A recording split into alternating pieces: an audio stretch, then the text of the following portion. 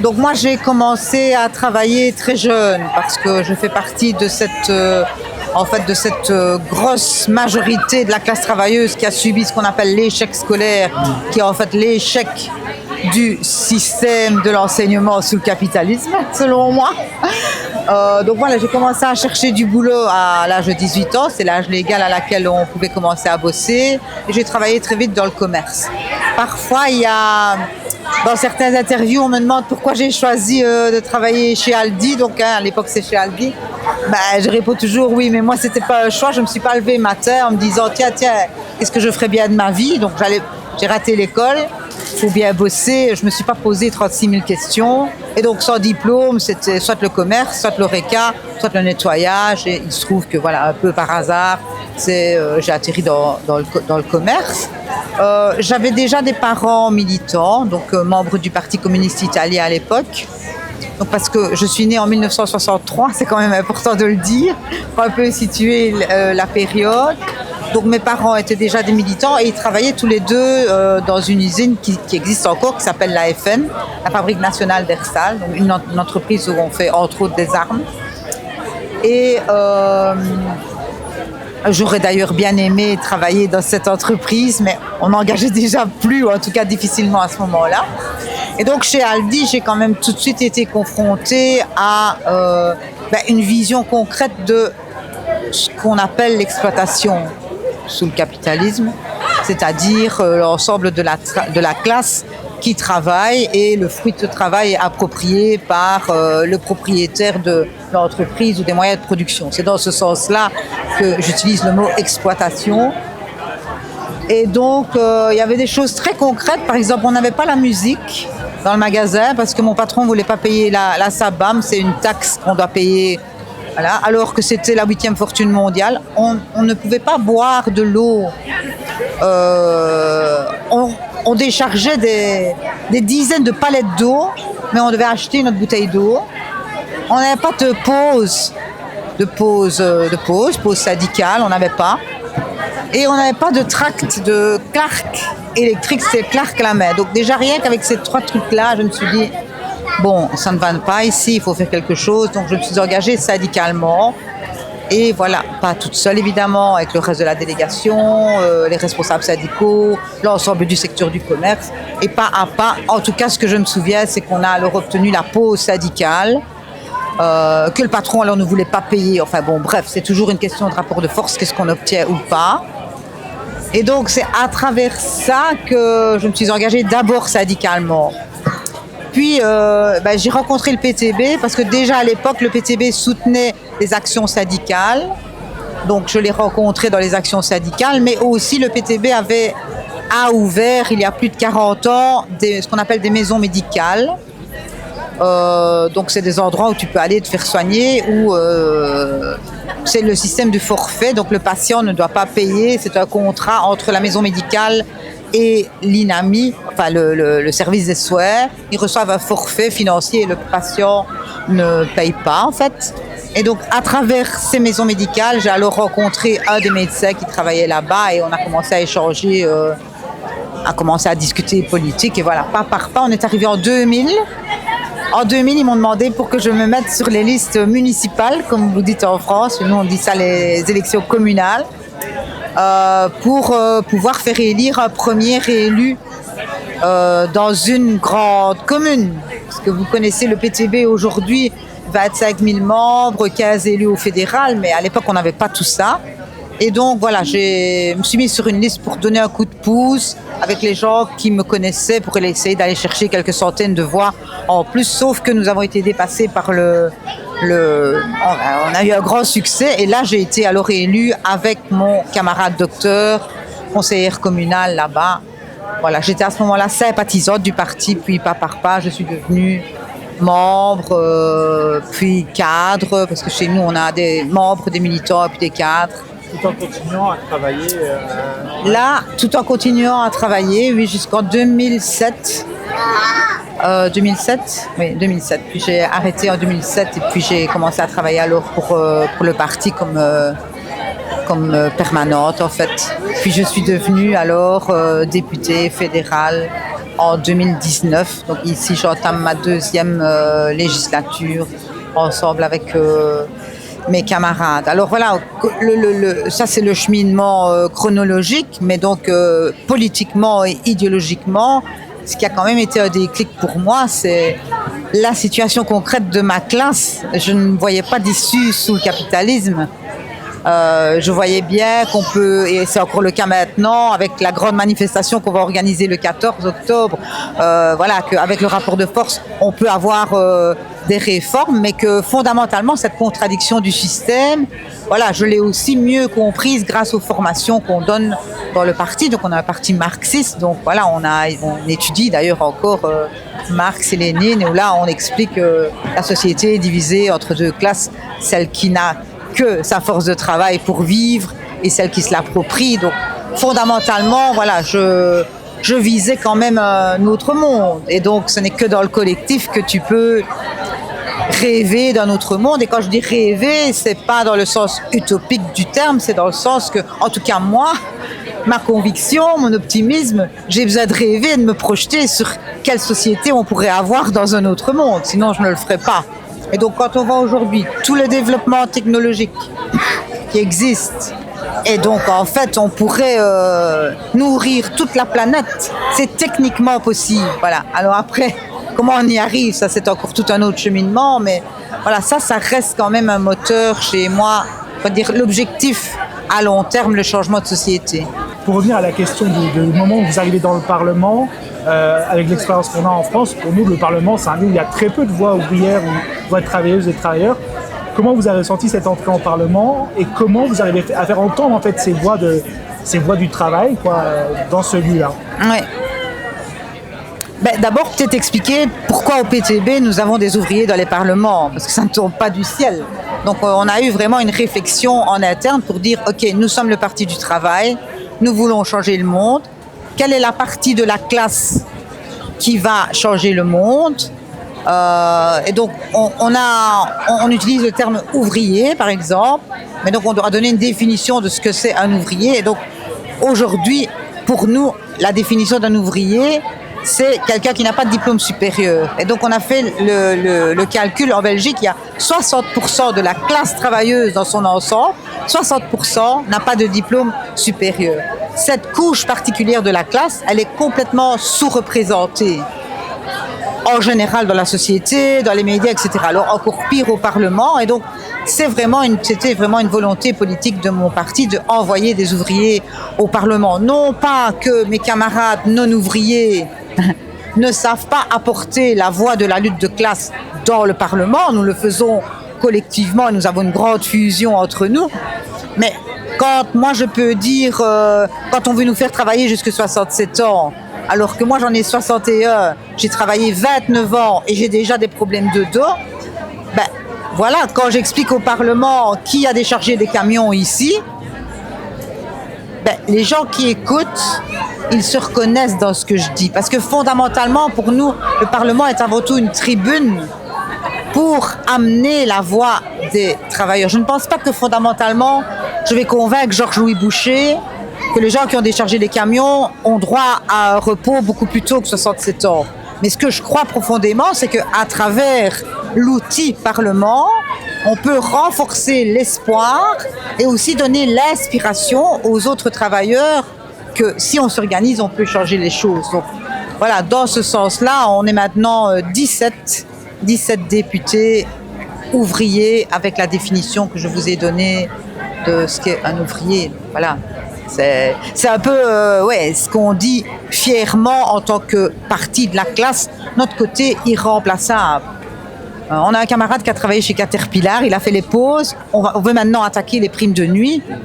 Il peut dire au Parlement, vous voulez attaquer les primes de nuit, vous ne savez même pas ce que c'est de travailler la nuit. Moi je sais, j'ai travaillé la nuit pendant 30 ans et là je n'en peux plus parce que maintenant je suis assis ici comme député, mais ce n'est pas possible, quoi. Donc ça a surtout son poids parce que les gens se sentent représentés, parce qu'on parle de leur vécu à eux. Justement, par rapport à cette lutte pour porter les expériences des travailleurs, des ouvriers, est-ce que c'est aussi une manière de lutter contre l'extrême droite Parce qu'il y a, par exemple, lors de cet événement à Ostende, on parle beaucoup de cette lutte contre l'extrême droite. Est-ce qu'il y a cette idée aussi, en tant qu'ouvrière, de porter cette lutte par une manière de dire une expérience concrète du travail? En tout cas, ce qui me paraît clair, c'est que l'extrême droite, qui est quand même présente pas seulement en Belgique, aussi en France, un peu partout en Europe, enfin partout dans le monde, elle se nourrit et elle utilise la colère et la misère de la classe travailleuse, qui est le résultat du système dans lequel on vit, pour attirer des divisions entre nous, parce que fondamentalement le fascisme, ce n'est quand même jamais que l'expression la plus réactionnaire du capital, et donc elle utilise la division. Donc voilà, c'est juste pour donner ma définition de qu'est-ce que l'extrême droite. Mais après, on veut aussi être très autocritique par rapport à nous-mêmes comme parti, et je pense que globalement nous avons intérêt à avoir un bon débat dans la gauche pour voir qu'est-ce que nous n'avons pas bien fait dans le passé et qu'est-ce que nous devons faire aujourd'hui pour enlever la classe travailleuse hors des mains de l'extrême droite. Comment est-ce qu'on va redonner cette conscience de classe aux travailleurs qui, quand même, avec les années qui sont passées, c'est quand même fort effiloché, je dirais. Là, on a eu quand même le Covid qui a quand même permis de redonner une fierté de classe. On a applaudi les gens qui dirigent, qui faisaient tourner le pays. Après, le gouvernement a vite oublié pourquoi ils nous applaudissaient. Mais donc là, on a eu vraiment un momentum important pour redonner une conscience de classe contre le diviser pour régner, le malade, le chômeur, l'immigré, le musulman, etc. Donc on a ce rôle-là. Après, est-ce qu'on a un rôle particulier quand on est ouvrier? Je pense alors, oui, les ouvriers d'avant-garde, ceux qui ont une meilleure conscience de classe, que ce soit qui sont organisés dans des partis de gauche ou dans les syndicats, sur le lieu de travail, et je le dis parce que j'ai moi-même travaillé là-dedans, on est entre 8 et 12 heures sur le lieu de travail ensemble avec ses collègues. Donc c'est l'endroit idéal pour discuter, et aussi parfois, par exemple, si je prends le racisme, parfois il faut d'abord bien écouter pourquoi les gens sont racistes, quel a été leur parcours de vie, et pas, comme ça a été parfois aussi le cas chez moi quand j'étais plus jeune, dire ok, hop, un discours raciste, hop, je ne discute plus avec. Non, il faut vraiment aller au contact et démonter les arguments. Et voilà, c'est compliqué, mais il n'y a pas un autre chemin que celui-là. Il y a une lutte sociale récente à Calais qui a marqué grand les mémoires, la lutte Prismian, avec des salariés, des femmes des salariés qui ont vraiment lutté contre le capitalisme. Est-ce que vous avez des souvenirs de luttes sociales qui vous ont vraiment marqué dans votre vie, soit des luttes que vous avez menées directement ou des luttes que vous avez portées peut-être au Parlement aussi? Oh là là, j'en ai plein. Il y en a plein, mais une lutte qui vous aurait vraiment, qu'on connaîtrait peut-être pas en France et qui serait vraiment la lutte qu'on devrait aussi aller voir, on devrait s'intéresser à ça. On a mené toute une lutte, c'était déjà contre les attaques sur les pensions, parce que cette attaque sur les pensions, elle n'est pas nouvelle, elle date du livre vert au niveau européen, je ne sais plus exactement quelle année, il faudrait vérifier, parce qu'à mon âge, je ne suis plus à 10 ans près, mais c'était il y a déjà très longtemps. Et donc on a eu une lutte, on a appelé ça la lutte contre la pension à points.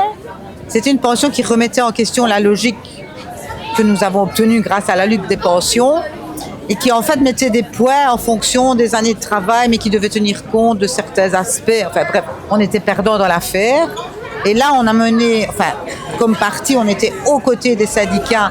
On a mené quand même quelques actions, parce que souvent les syndicats sont critiqués parce qu'ils font trop de grèves. Il faudra encore voir les chiffres, mais ce n'était pas que des grèves, il y avait des actions. Les syndicats, le travail qu'ils font en premier lieu, c'est la sensibilisation auprès de leurs affiliés.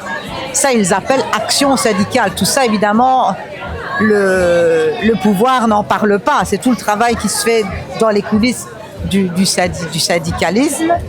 Et là, on a obtenu, donc ils ont dû mettre leur projet de pension à points à la poubelle à ce moment-là. Une autre lutte récente, ici à Ostende, on a eu l'occasion de rendre un hommage au président de la FGTB nationale, Thierry Baudson, voilà, qui est quelqu'un militant, voilà, vraiment quelqu'un de vraiment chouette, qui va maintenant partir en pension. Et lui, il a vraiment, avec d'autres, mené une lutte contre une loi qui, en fait, voulait interdire les militants de manifester. Alors l'argument c'était il faut lutter contre les violeurs, non pas les violeurs, aussi les violeurs, mais, les casseurs dans les manifs, etc., etc. Mais donc derrière les casseurs, c'était, ben voilà, moi j'ai déjà fait des actions syndicales où on brûlait des palettes. Ben, tu pourrais être condamné parce que tu as abîmé un petit peu le trottoir, alors que nos trottoirs laissent vraiment à désirer. Et donc vous pourriez être condamné pour ça et du coup être X mois ou années en interdiction de manifester. C'est une lutte qu'on a vraiment gagnée grâce au rapport de force syndical qui s'est allié avec le mouvement social. Et nous, j'ai vraiment envie de dire, enfin, modestement, j'ai pas envie de dire modestement parce qu'on a quand même joué notre rôle, mais au niveau du Parlement, on a organisé, on était dans une commission justice et là, avec les 4 députés ouvriers, on a parlé pendant plus de 4 heures pour en fait faire retarder le vote sur cette loi et donner la possibilité aux organisations syndicales et aux mouvements de la société civile de continuer à construire un meilleur rapport de force pour bloquer cette loi.